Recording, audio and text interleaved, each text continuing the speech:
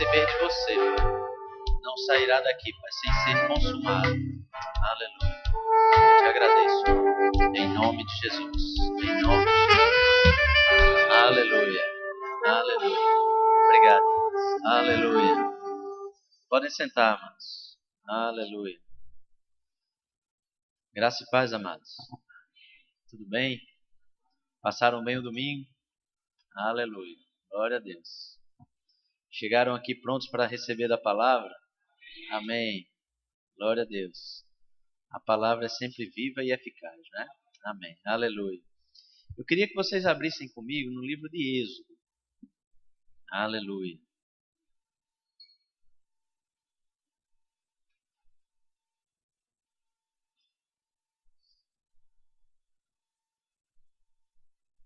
Vamos começar hoje pelo Velho Testamento. Aleluia. Êxodo capítulo 25.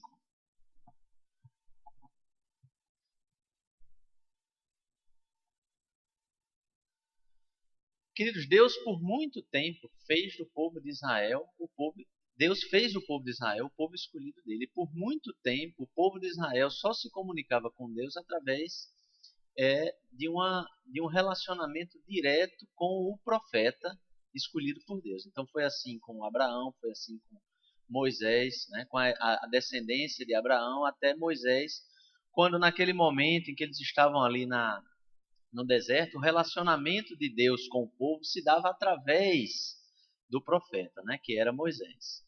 Mas sabe, queridos, Deus sempre quis um relacionamento mais próximo. Esse relacionamento próximo que Deus queria com o homem, que nós temos hoje, o objetivo de Deus era já vir revelando isso para o homem ao longo dos tempos, né? E isso começou há muito tempo, na verdade.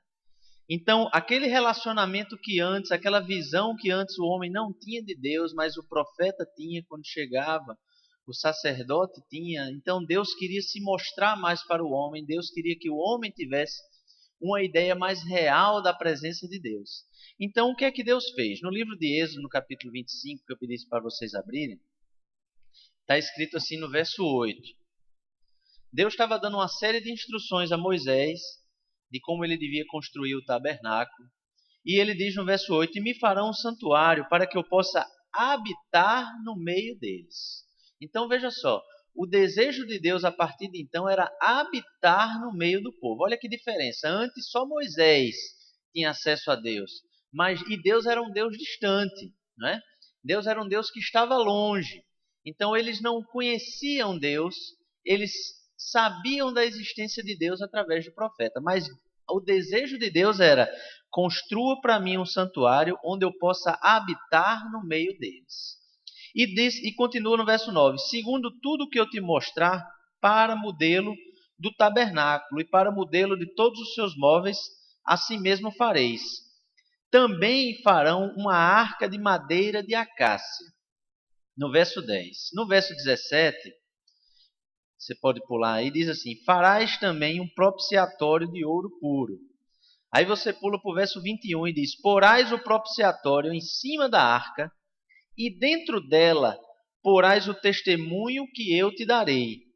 Ali virei a ti de cima do propiciatório, do meio dos dois querubins que estão sobre a arca do testemunho. Falarei contigo acerca de tudo que eu te ordenar para os filhos de Israel. Então, querido, já houve a partir de então uma mudança da parte de Deus em relação ao relacionamento dele com Israel. Quando precisava se subir ao monte para se chegar a Deus, Deus desceu até o meio deles. Então não precisaria mais ir até lá. Deus estava presente no meio deles e disse: olha, eu vou falar com vocês, eu vou falar, falando especificamente com Moisés, né? Eu vou falar com você através, em cima desta arca. Então a arca era a ideia real da presença de Deus. A arca era onde Deus estava habitando na visão deles. Deus viu a necessidade de mostrar ao povo um local onde ele estava habitando. Amém? Para que o povo pudesse ter a certeza de que não só Deus existe, mas que estava no meio deles. Amém? Agora veja que interessante. Passando-se aí muitos e muitos anos, aí são muitos e muitos anos mesmo, no livro de 2 Samuel, no capítulo 6.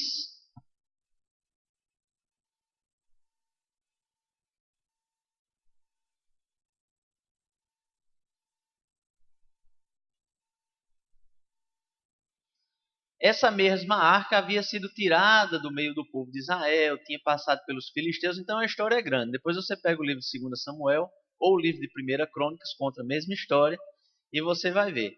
Chegou um determinado tempo que a arca já fazia 20 anos que estava em uma cidade lá, e Davi viu o desejo no coração, teve o desejo no coração de trazer essa arca para a cidade onde ele habitava, que a Bíblia chama de a cidade de Davi, que é Jerusalém. Né? Então, Davi teve o desejo de trazer essa arca. E nesse capítulo 6 do livro de 2 Samuel, conta essa história, que Davi reuniu um povo, reuniu alguns homens para pegar a arca da onde ela estava, na cidade de Baalá, e levar para Jerusalém. Queridos, nesse caminho aconteceram algumas coisas. Deus tinha dado instruções para o povo de Israel de como a arca poderia ser transportada. Então a arca só poderia ser transportada pelos levitas. Então os levitas é que tinham que transportar a arca. Davi não ligou para isso, né? Davi não se importou com isso, talvez nem mesmo tenha se lembrado disso. E transportou a arca de qualquer jeito. O desejo do coração dele era bom, transportar a arca para a cidade de Jerusalém, mas a forma como ele fez não foi a forma como Deus desejava e Deus tinha ordenado. Então aconteceu que aquela arca naquele caminho, aquela arca caiu de cima da carroça que estava levando. Um dos homens tocou na arca e Deus já tinha dito que ninguém além do sacerdote poderia tocar na arca e aquele homem morreu. Né? Então Davi ficou muito triste com isso, mas no livro de 1 Crônicas conta melhor essa história, porque vai ver que Davi depois entendeu que realmente eram os levitas que tinham que levar a arca e que ele é que estava errado, e depois preparou toda a maneira certa de transportar a arca. Mas o que eu quero chegar para vocês é o seguinte: Davi desgostou-se, é a palavra que a Bíblia diz. Davi desgostou-se naquele momento e disse: eu não vou mais transportar a arca vai ficar aqui. Não tinha acontecido um fato em um determinado local, ele disse: não, daqui a gente não sai mais. E no verso 10 diz assim: não quis Davi retirar para junto de si, eu falei o capítulo não, 2 Samuel 6, verso 10. Não quis Davi retirar para junto de si a arca do Senhor, para a cidade de Davi, mas a fez levar à casa de Obed-edom, o geteu.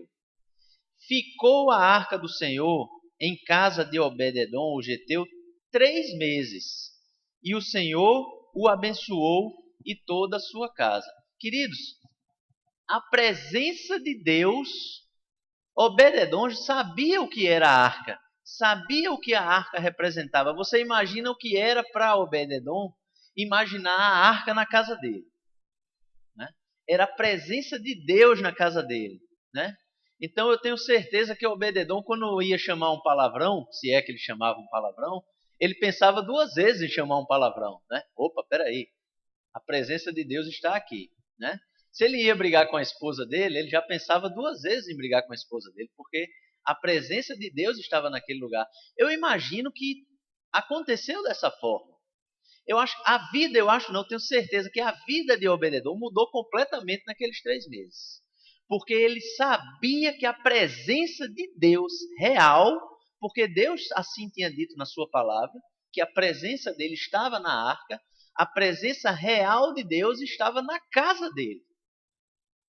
Não estava distante, não estava no monte, não estava no tabernáculo, não estava no templo, que não existia ainda nessa época. Queridos, a presença de Deus estava na casa de Obed-edom. E a própria palavra diz que Obed-edom prosperou abençoadamente nesses 3 meses. Ou seja, que Deus o abençoou, ele e toda a sua casa. Amém? Amém? Então, vamos pegar essa referência agora. Toda a gente falou do Velho Testamento para a gente ter uma ideia do que era a arca, para a gente ter uma ideia do que Deus queria mostrar com a arca, daquilo que Deus queria nos passar para o povo dele, do que é que a presença dele representava. Então a presença real de Deus estava na arca. Deus habitava na arca. Aí nós podemos dar um pulo, agora vamos para o Novo Testamento, para a nova aliança, e nós podemos ir agora para o livro de Efésios, no capítulo 2. Queria que vocês abrissem comigo lá. Aleluia. Efésios capítulo 2.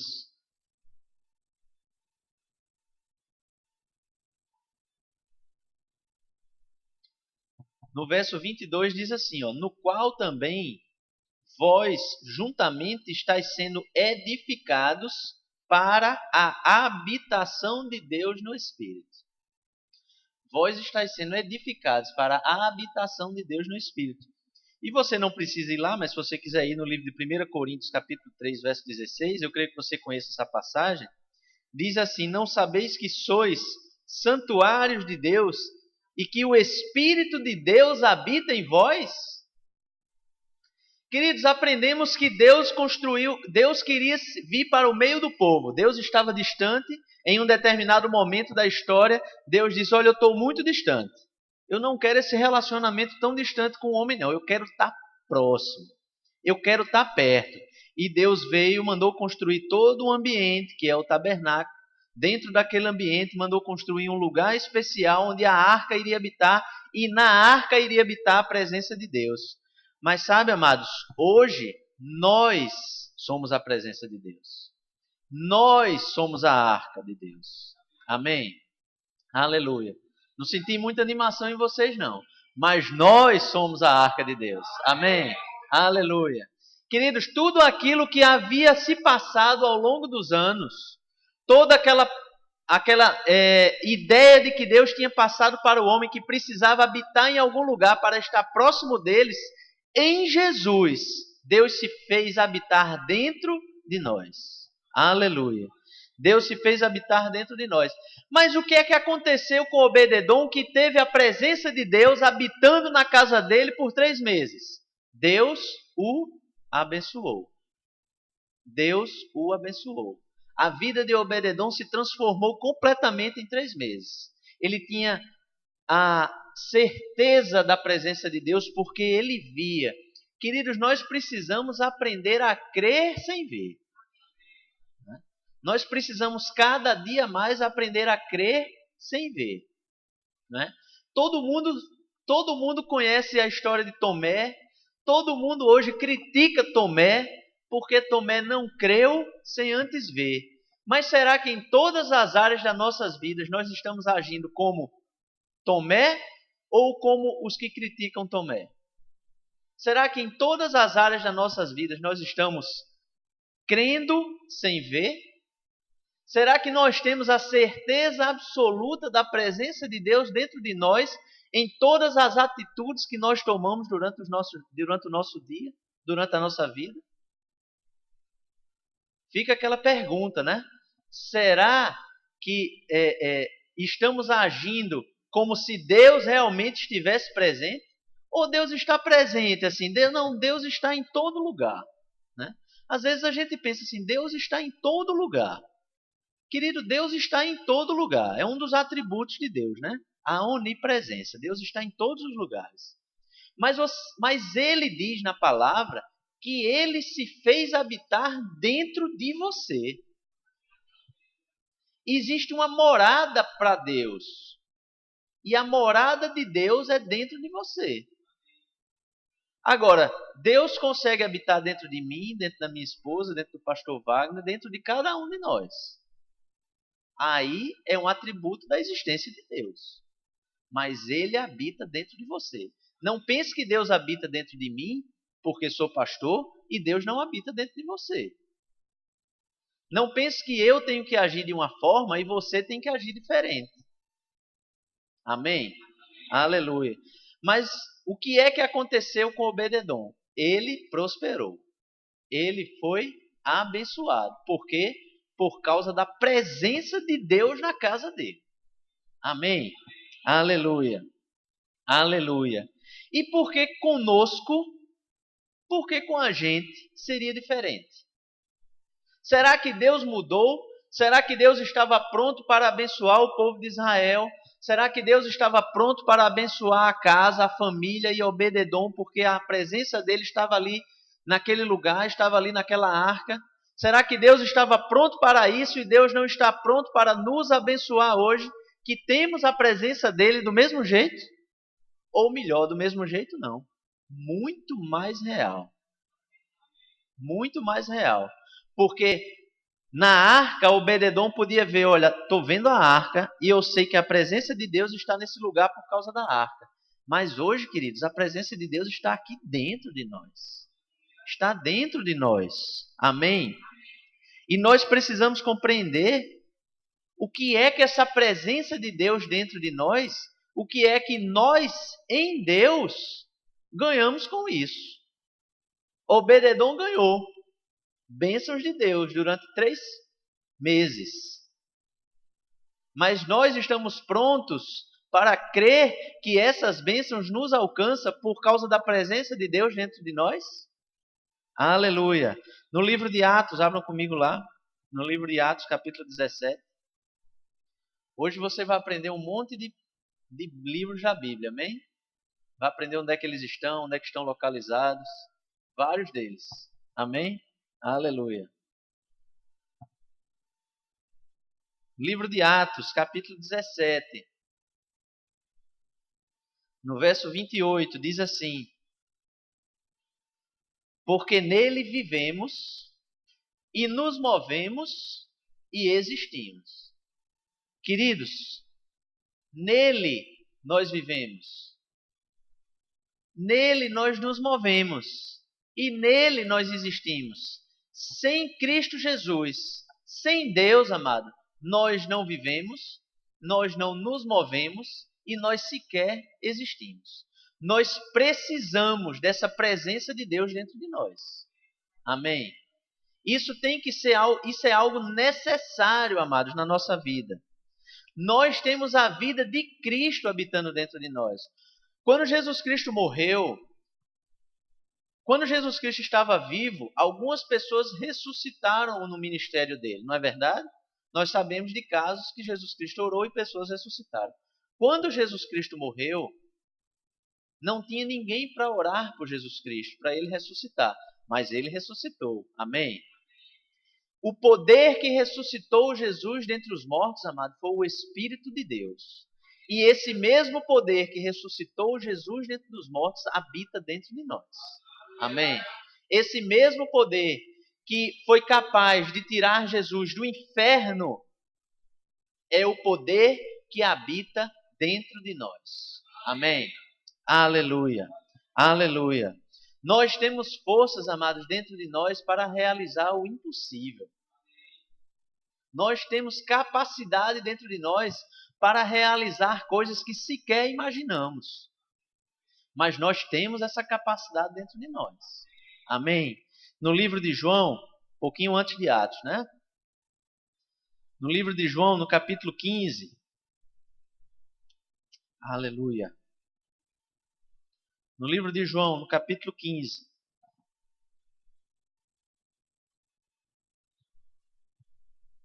No verso 5 diz: eu sou a videira, vós sois as varas.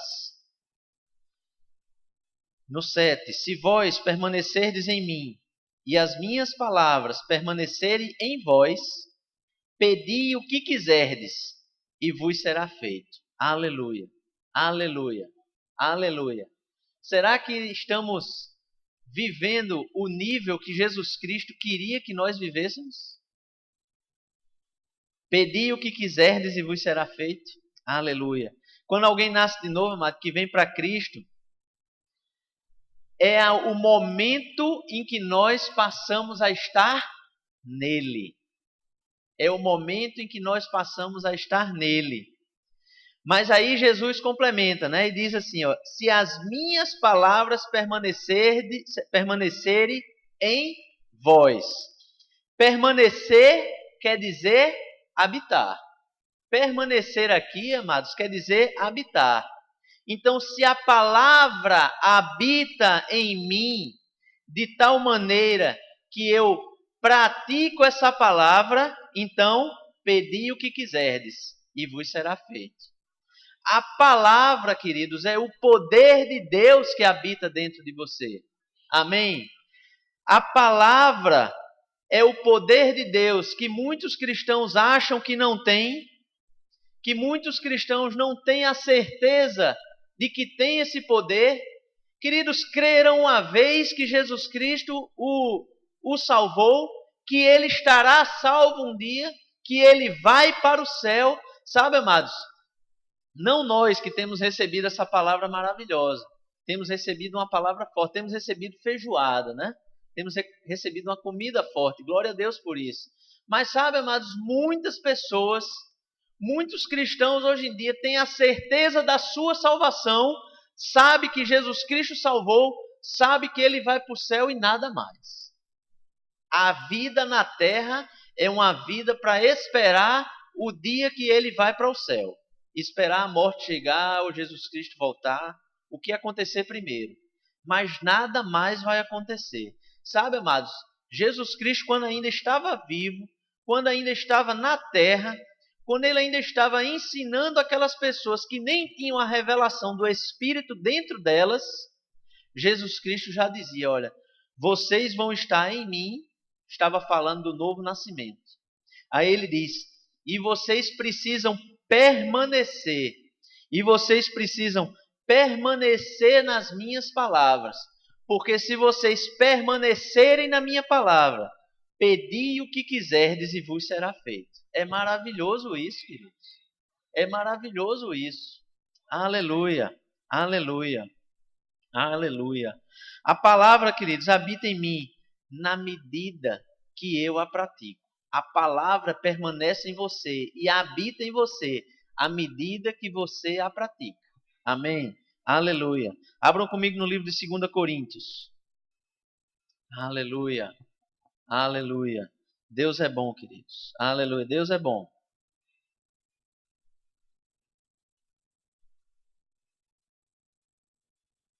Glória a Deus. Aleluia. No livro de 2 Coríntios, no capítulo 5, verso 17, um versículo velho amigo nosso, né? Diz, pelo que se alguém está em Cristo, nova criatura é. As coisas velhas já passaram e eis que tudo se fez novo. Amados, algumas coisas nós temos nesse versículo que nos dá uma ideia de quem nós somos, porque esse versículo diz que nós somos uma nova criatura em Cristo Jesus. Esse versículo diz que nós somos uma nova criação, com a vida de Deus, com a natureza de Deus, com a capacidade de Deus dentro de nós. Amém? Sabe, amados, quem aqui gosta de mecânica? Eu não gosto muito, mas eu sei que quando o motor está muito velho e você não consegue comprar um motor novo, nem vale a pena, você leva o motor para ser recondicionado, não é isso? Você vai recondicionar o motor. Sabe que Deus não fez isso conosco? Deus não nos recondicionou, Deus nos fez novo. Deus nos fez uma nova criatura. Amém? Deus pegou um motor que estava velho e transformou em um motor novo. Aleluia. Aleluia. Aleluia, querido. Essa palavra, uma nova criatura, em algumas versões, ou pegando os originais, ela também dá uma ideia de uma nova espécie. Ou seja, nós éramos pecadores, mas agora nós somos uma nova espécie. Agora nós somos santos. Aleluia. Sabe, amados, é uma coisa que dói o meu coração. Quando eu escuto um crente dizer assim, eu que sou, glória a Deus, que Jesus Cristo me trouxe até aqui, que Ele está me dando forças para estar aqui, eu que sou um pecador. Sabe, amados, essa pessoa ela precisa entender que ela não é mais um pecador. Essa pessoa precisa entender, as pessoas precisam entender, os cristãos precisam entender, aqueles que já nasceram de novo, precisam entender que Jesus Cristo fez dela uma nova criatura. Jesus Cristo fez dela uma nova espécie. Se ela era um pecador, ela não é mais. Amém? Existia um determinado momento da vida dela que ela era pecadora, mas esse momento acabou. Esse momento acabou. O versículo diz, as coisas velhas passaram.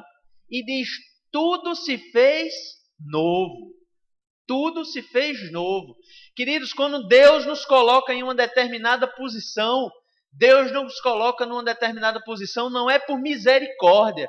Deus nos coloca numa determinada posição porque Deus sabe quem nós somos.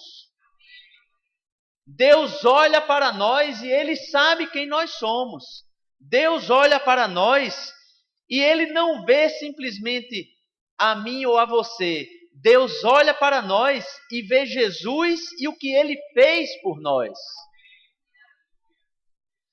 Deus enviou Jesus Cristo veio à terra, Jesus Cristo morreu, Jesus Cristo ressuscitou, sabe, queridos? Mas Jesus Cristo não só ressuscitou, sabe, amados?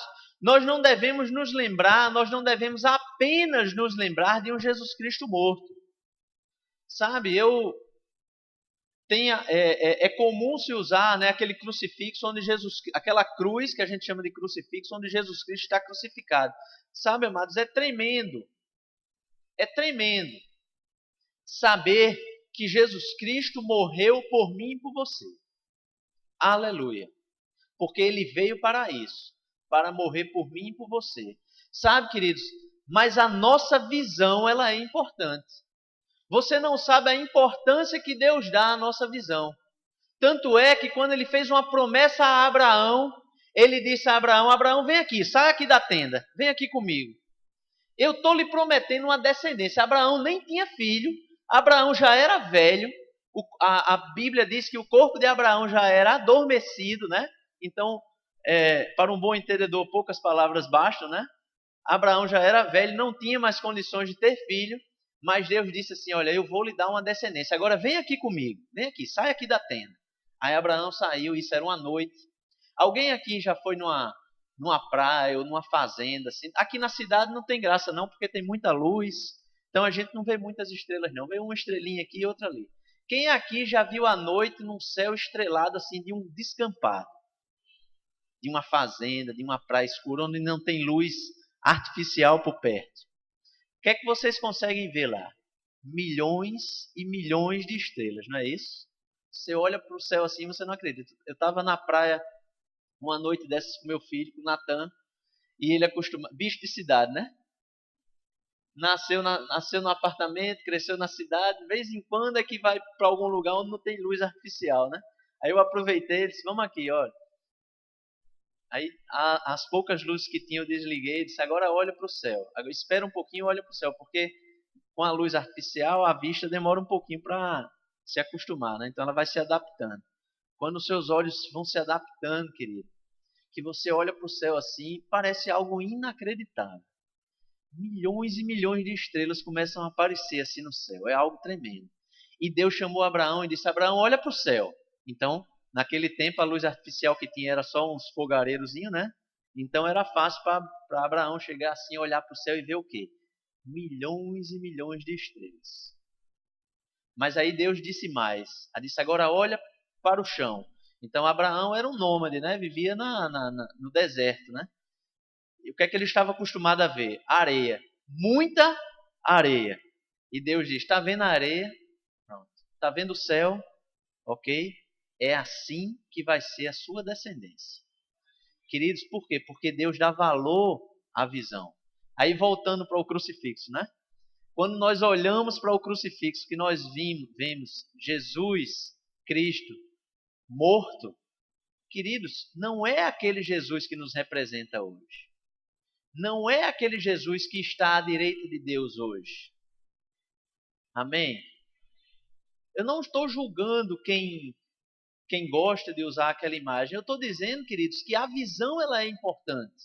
Se você acha que Jesus Cristo para você é aquele homem todo ensanguentado numa cruz, então você não tem a menor ideia do que é que ele fez por você e do que é que ele está fazendo por você hoje.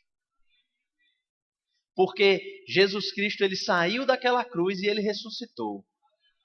Agora o mais tremendo ainda, Jesus Cristo ele foi o primeiro que ressuscitou para do jeito que ressuscitou ir morar à direita de Deus. Amém? Aleluia. Jesus Cristo subiu, queridos, para viver à direita de Deus.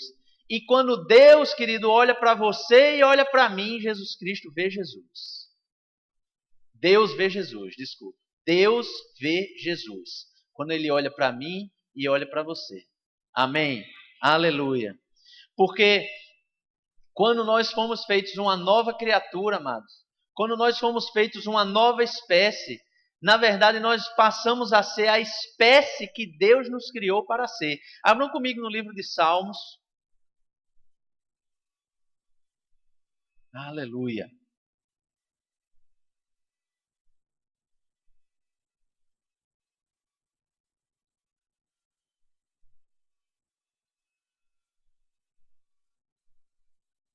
Livro de Salmos, capítulo 8.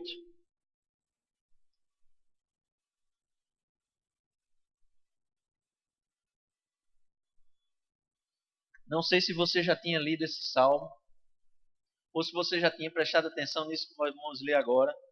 Mas eu quero que você perceba como Deus te criou. Amém? E diz assim, ó: quem é o homem que dele te lembres? E o filho do homem que o visites? Fizeste-o, no entanto, por um pouco menor do que Deus, e de glória e de honra o coroaste. Aleluia. Esse é você, queridos. Um pouco menor do que Deus. Isso não é soberba, não, amados. Isso é a palavra. Isso é a palavra. Não sou eu que estou dizendo, é a palavra que está dizendo que Deus fez você um pouco menor do que Ele mesmo. E diz mais, que te encheu de glória e de honra. Te coroou de glória e de honra.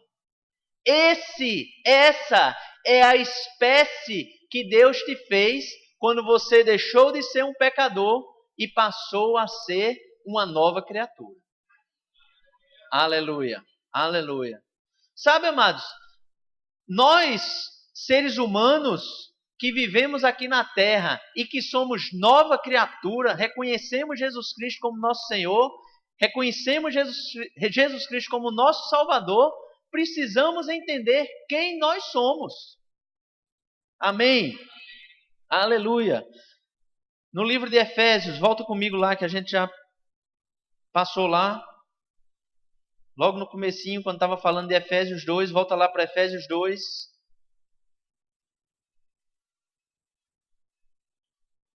Aleluia. Aleluia. Lembre, querido, nós somos a arca de Deus. Aonde nós estamos, há prosperidade. Aonde nós estamos, há bênção. Amém?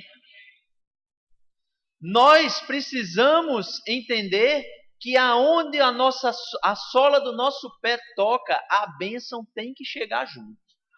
Amém? Aleluia. Em Efésios capítulo 2, nós tínhamos lido o verso 22, eu quero que você leia no verso 1, diz assim: e vos vivificou, estando vós mortos em ofensas e pecados. E no verso 4 ele continua: mas Deus, que é riquíssimo em misericórdia, pelo seu muito amor com que nos amou, estando nós ainda mortos em nossas ofensas, nos vivificou juntamente com Cristo, pela graça sois salvos, e nos ressuscitou juntamente com Ele, e nos fez assentar nos lugares celestiais em Cristo Jesus. E no verso 10 ele continua: porque somos feitura sua, criados em Cristo Jesus. Aleluia. Criados em Cristo Jesus. Amados, você foi ressuscitado com Ele. Com Ele você se assentou na região celestial. Aleluia. Hoje a sua posição é estar assentado à direita de Deus na posição celestial. Nos lugares celestiais. Amém? Essa é a nossa posição hoje, amados. Nós fomos feitos nova criatura. E quem nos fez novas criaturas? Ele. Ele nos fez nova criatura. Não é algo que nós podíamos fazer por nós mesmos, mas Deus nos fez nova criatura. Ele nos vivificou. Nós somos feituras dele. Amém? Aleluia. Nós precisamos, amados, ter uma vida de cautela, de cuidado com aquilo que nós dizemos. Nós temos que ter cuidado para não zombar da palavra. Deus diz que você está ressuscitado com Cristo, assentado à direita de Deus nos lugares celestiais. Que lugar é esse, amado? Lugar de autoridade. Lugar de autoridade. Mas aí você não, né? Não vou dizer você para você não puxar para você essa realidade. Mas alguns dizem: eu sou um coitadinho, eu sou um pobre, eu sou um fraco, eu sou um pecador, eu sou indigno. Ó Senhor, sabe, queridos, essa realidade não é a realidade que Deus quer para nós. Deus já nos transportou para uma realidade que é a realidade dele, que é a realidade da onde ele quer que nós estejamos. Ou melhor, a realidade da onde nós já estamos e que ele quer que a gente tenha o conhecimento que estamos lá. Amém? Aleluia. Precisamos ter esse conhecimento, amado. Precisamos aprender a viver a realidade a que Jesus Cristo nos chamou para viver. Que Deus nos chamou para viver. Amém? Aleluia. Sabe, no livro de 2 Coríntios, capítulo 5, verso 21, você não precisa ir lá, se não quiser, mas pode ir também. Diz assim: aquele que não conheceu o pecado, Deus o fez pecado por nós, para que nele fôssemos feitos a justiça de Deus. Para que nele fôssemos feitos a justiça de Deus. Queridos, o que é ser feito justiça? Ser feito justiça, amado, é ser feito justo. Você foi feito justo. Não existe mais injustiça em você. Amém? Ser feito justiça, queridos, é estar em um lugar de integridade. Deus te vê como uma pessoa íntegra. Amém? Aleluia. Aleluia. Nós podemos estar na presença de Deus por causa dessa integridade. Amém? Aleluia. Sabe, querido, se não fosse assim, Deus não poderia habitar dentro de nós. Sabe, lá no livro de Êxodo, depois você pode pegar o livro de Êxodo para você estudar todas essas fases, todas essas leis que foram dadas para o povo de Israel. Era apenas uma sombra daquilo que estava para acontecer no momento em que nós vivemos hoje, na era que nós vivemos hoje, que é a era da graça de Deus, que foi trazida por nós por meio de Jesus Cristo. Amém? E lá naquele lugar, Deus disse assim: olha, faça o tabernáculo, faça o santuário. Dentro do santuário, faça um determinado local. Esse local era o Santo dos Santos. Dentro dos santos, na verdade, tinha o tabernáculo, tinha o lugar santo, tinha o lugar santíssimo, né? Que era o Santo dos Santos, aonde a arca iria estar. A arca, o que era? A presença de Deus. E só quem poderia estar nesse lugar santíssimo, na presença de Deus, era o sacerdote. Mas sabe, queridos, o sacerdote, para estar lá, ele tinha que primeiro sacrificar um novilho, ou seja, o pecado dele tinha que estar, ele tinha que transportar o pecado dele para aquele novilho.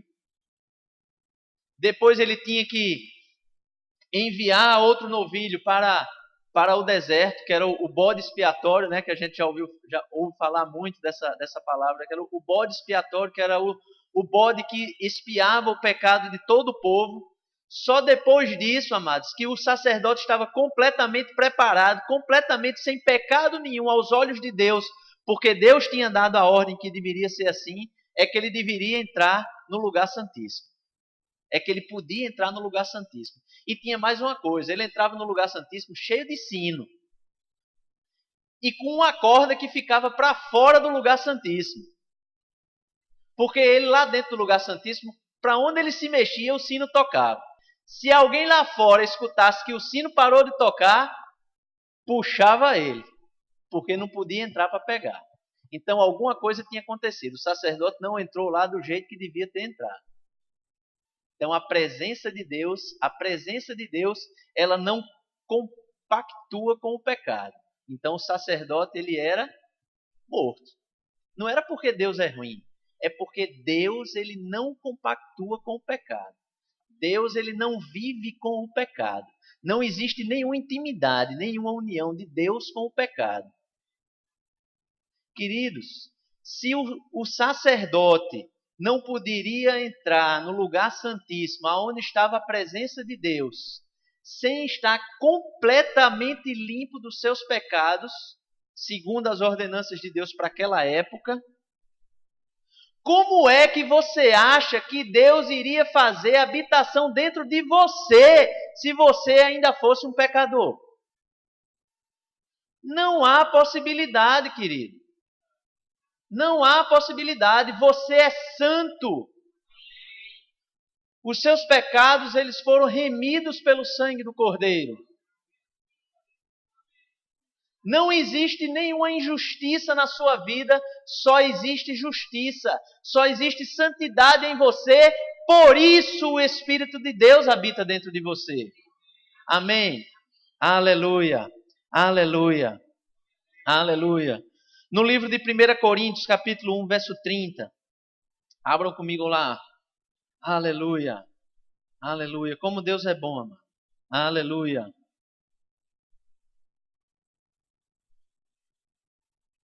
Livro de 1 Coríntios, capítulo 1.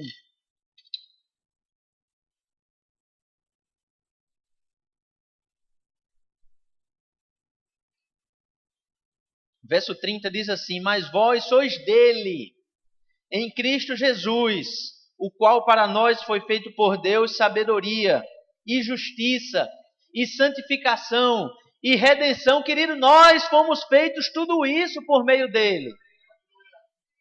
Nós fomos feitos sabedoria, nós fomos feitos justiça, nós fomos feitos santificação, nós fomos feitos redenção por meio de Cristo Jesus. Esse é o lugar em que nós habitamos hoje. Nós somos a morada de Deus, nós somos a arca de Deus e não há nenhuma injustiça, não há nenhuma... Deus não te vê, queridos. Deus não te vê como um pecador. Se Deus não te vê como um pecador, nós não podemos nos ver como pecadores. Amém? Aleluia. Aleluia. No livro de Romanos, capítulo 5, volta um livro aí da Bíblia, né? Estávamos em 1 Coríntios. Eu disse que iríamos passear bastante hoje. Sabe, amados, é importante. Por que muitos versículos? Por que muitos versículos para um tema como esse? Porque, queridos, nós não podemos fazer de Deus um mentiroso. Nós precisamos entender o que é que Deus disse sobre nós, o que é que Deus disse quem nós somos, o que é que Deus disse aonde nós estamos, para que nós possamos compreender essa realidade. E essa realidade está escrita na palavra. Não sou eu que estou inventando, não é ninguém que está inventando, não, amados. A realidade daquilo que você é em Cristo Jesus está escrita na palavra. Foi dada por Deus para nós. Sabe, amados, é incrível, é incrível. Acho que essa palavra ela é muito interessante mesmo, né? É incrível, né?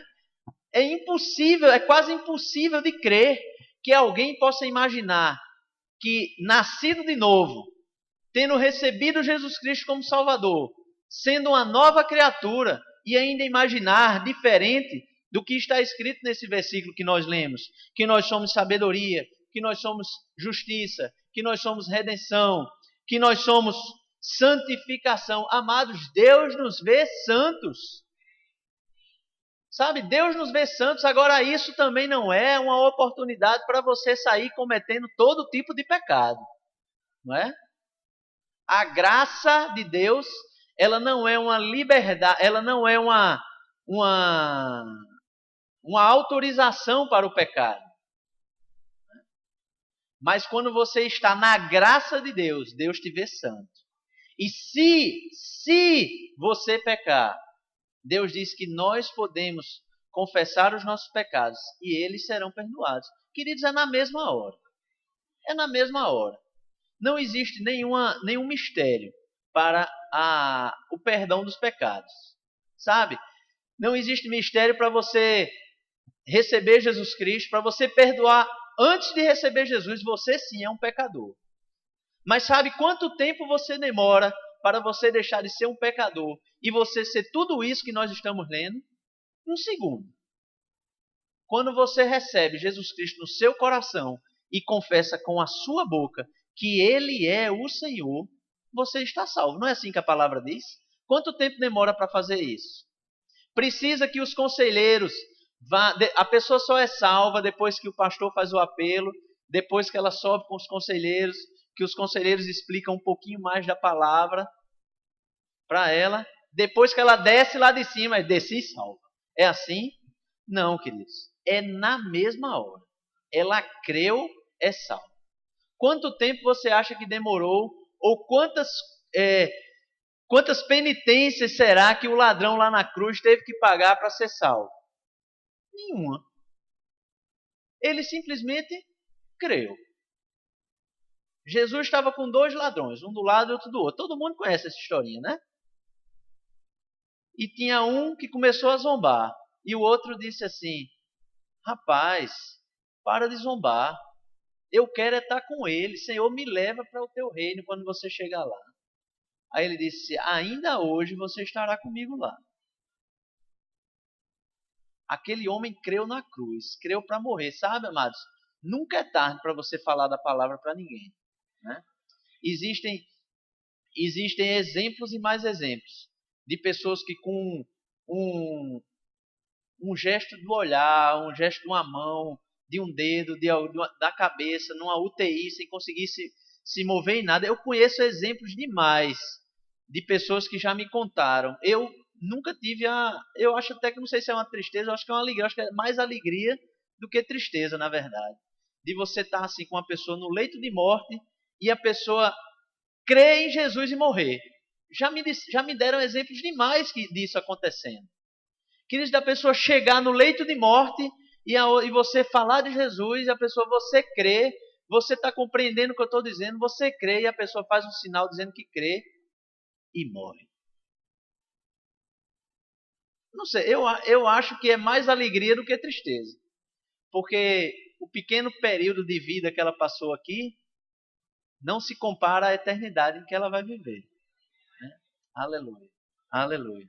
No livro de Romanos, no capítulo 5, no verso 17, diz assim: porque se pela ofensa e morte veio a reinar por esse, muito mais os que recebem a abundância da graça e o dom da justiça reinarão em vida por meio de um só, Jesus Cristo. Aleluia, aleluia, aleluia. A abundância da graça, amados, e o dom da justiça é o que nos faz reinar em vida por meio de Jesus Cristo. Por meio de Jesus Cristo. Aleluia. Sabe, amados, Deus, Ele sabia que nós iríamos crer e sabia que quando nós crêssemos, nós iríamos ainda passar algum tempo na terra, né? Esse exemplo que eu dei, graças a Deus, é a minoria, né, de pessoas que recebem Jesus no leito de morte. A grande maioria recebe Jesus e ainda tem uma longa vida na terra, né? Essa longa vida na terra, amada, ela não poderia ser uma vida miserável. O desejo de Deus é que essa vida na terra não fosse uma vida miserável. Por isso que ele diz, olha, aquele, muito mais os que recebem a abundância da graça e o dom da justiça. Quem aqui já recebeu a abundância da graça? Quem aqui já recebeu o dom da justiça? Então, queridos, você pode reinar em vida por meio de um só, que é Jesus Cristo. Amém? Aleluia, aleluia, aleluia.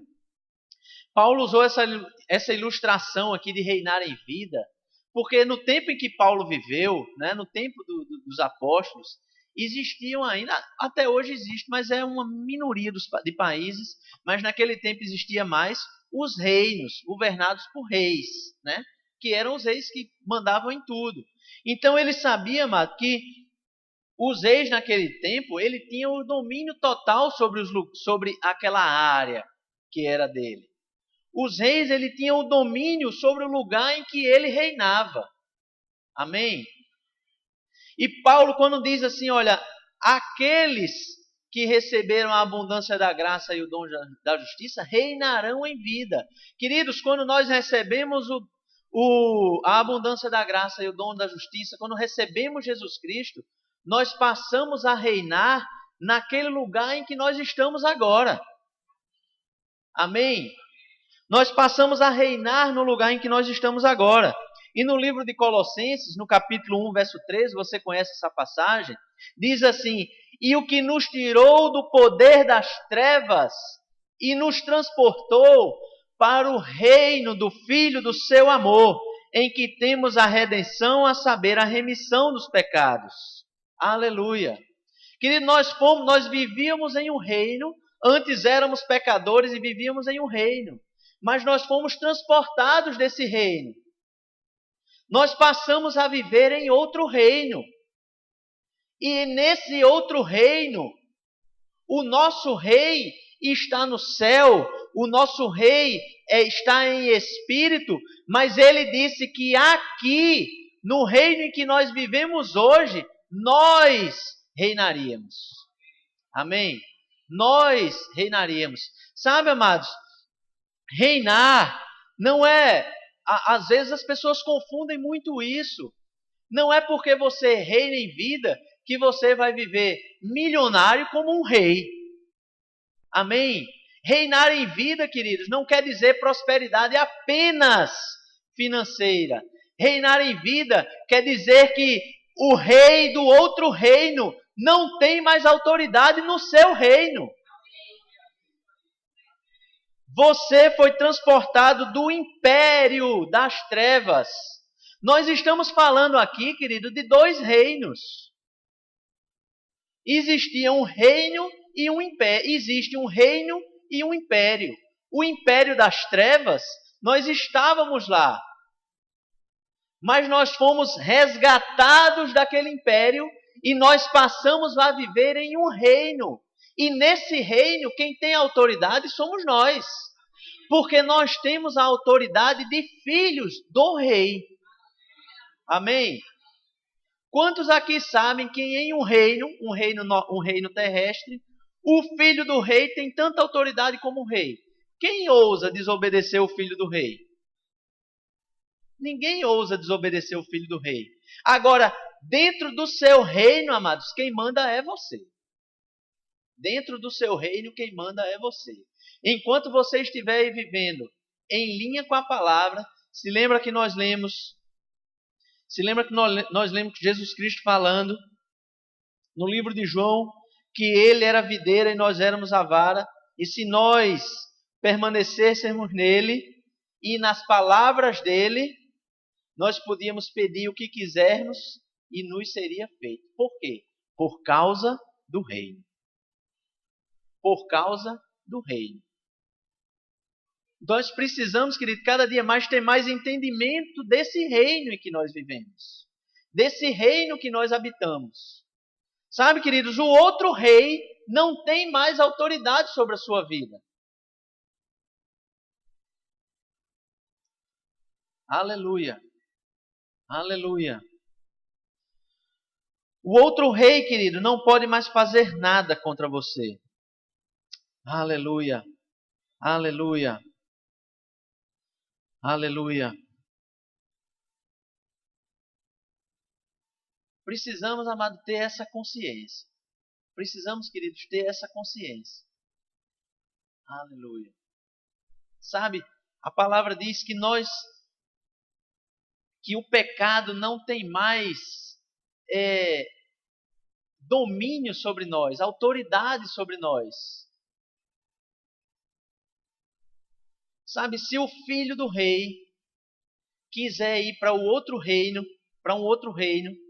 ele tem autoridade? Não. Se um filho do rei quiser ir para outro reino, quem é que passa a ter autoridade sobre ele naquele lugar? O outro rei. Sabe, queridos, o pecado não tem mais domínio sobre nós. Nós hoje só somos, só precisamos obedecer às ordens do outro rei se nós quisermos. É uma opção nossa. Nós podemos passar para o outro reino e pecar e obedecer o que o outro rei está nos dizendo. Mas nós podemos permanecer no nosso reino. Nós podemos permanecer no nosso reino e simplesmente não pecar. Sabe, quando a palavra diz que o pecado não tem mais domínio sobre nós, não está querendo dizer que você não vá pecar. Está dizendo que você peca se você quiser. Amém?